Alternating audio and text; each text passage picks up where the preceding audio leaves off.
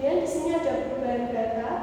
Yang pertama ada pemeliharaan hak karena jual beli, kemudian peralihan hak karena warisan, peralihan hak karena penggabungan atau peleburan perseorangan atau koperasi, pembagian hak tanggungan, peralihan hak tanggungan, hapusnya hak atas tanah, hak pengurangan, hak milik atas satuan rumah susun, dan hak tanggungan. Kemudian pembagian hak bersama, perubahan atau pendaftaran tanah berdasarkan putusan peradilan atau penetapan ketua pengadilan.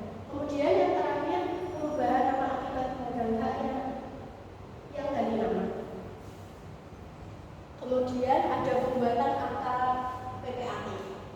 PPAT adalah pejabat pembuatan akta tanah, jabatan umum yang diberi kewenangan untuk membuat akta-akta autentik mengenai perbuatan hukum tertentu mengenai hak atas tanah atau hak milik atas satuan rumah susun. Kemudian di sini ada macam PPAT, ada 3. Yang pertama, PPAT adalah pejabat umum yang diberi kewenangan untuk membuat akta-akta autentik mengenai perbuatan hukum tertentu mengenai hak atas tanah atau hak milik atas satuan rumah susun. Yang kedua ada PPAT sementara, adalah pejabat pemerintahan yang ditunjuk karena jabatannya untuk melaksanakan tugasnya sebagai PPAT yang belum cukup terdapat PPAT, misalnya camat dan kepala desa. Kemudian yang ketiga ada PPAT khusus, adalah pejabat BPN yang ditunjuk karena jabatannya untuk melaksanakan tugas sebagai PPAT dengan membuat akta tertentu khusus dalam rangka melaksanakan program pemerintahan, misalnya kepala kantor. Kemudian di sini ada pemacaran sertifikat untuk pemeliharaan data pendaftaran tanah. Kemudian ada pasal 97 PMNA atau KA BPN nomor 3 tahun 1997. Pasal 1, sebelum melaksanakan pembuatan akta mengenai pembenaran atau pembubaran hak atas tanah atau hak milik atas satuan rumah susun, PPAT wajib terlebih dahulu melakukan pemeriksaan pada kantor pertanahan mengenai kesesuaian sertifikat hak atas tanah atau hak milik atas satuan rumah susun yang bersangkutan dengan daftar-daftar yang ada di kantor pertanahan setempat dengan memperlihatkan sertifikat asli. Kemudian ini ada hak tanggungan. Hak tanggungan itu hak jaminan atas tanah untuk pelunasan utang tertentu. Kemudian ada pendaftaran hak elektronik berupa hak tanggungan telah dikembangkan dari konvensional menjadi elektronik sebagai diatur dalam peraturan Menteri ATR atau BPN nomor 5 tahun 2020 tentang pelayanan hak tanggungan berinteraksi secara elektronik. Kemudian ada pendaftaran hak bangunan atau hak pakai atas milik.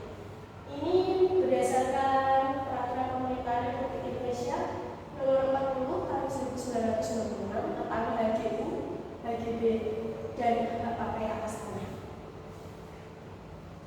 Kemudian ada perpanjangan jangka waktu hak atas tanah.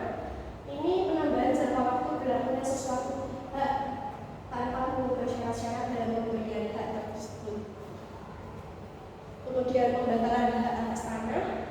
Ini dasar hukumnya adalah PP nomor 24 tahun 1997 tentang pendaftaran dan pasal 104 PMNA KA BPN nomor 9 tahun 1999. Kemudian di sini ada pemecahan hak atas tanah. Dari satu bidang tanah dipecah secara sempurna menjadi beberapa bagian yang masing-masing merupakan sebuah bidang baru dengan status hukum yang sama dengan bidang tanah semula.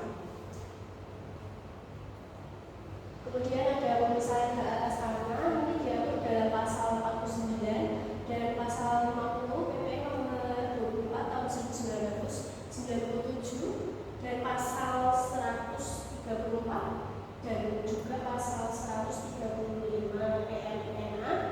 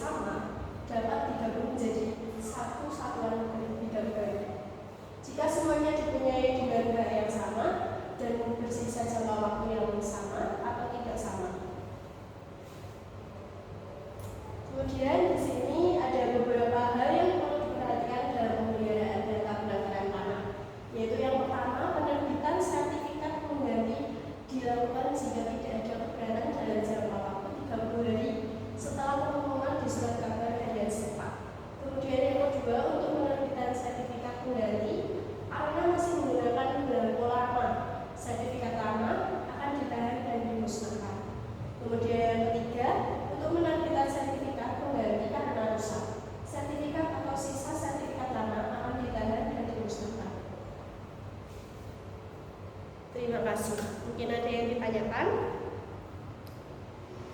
Oke, cukup sekian presentasi dari saya. Wassalamualaikum.